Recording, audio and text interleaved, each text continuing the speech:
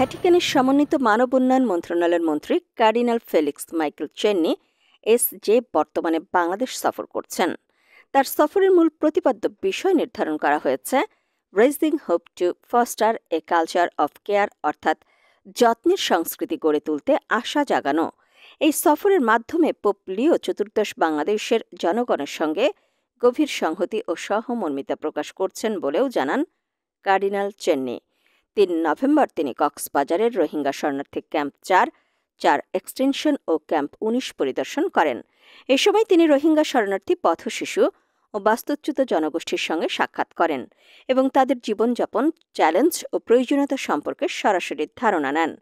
Cardinal Chenni Caritas বাংলাদেশের বিভিন্ন প্রকল্প পরিদর্শন করেন। তিনি প্রোটেকশন, ওয়াশ অর্থাৎ পানি, স্যানিটেশন ও হাইজিন এবং শেল্টার কার্যক্রমের অগ্রগতি, প্রভাব ও চ্যালেঞ্জ নিয়ে কর্মকর্তাদের সঙ্গে আলোচনা করেন।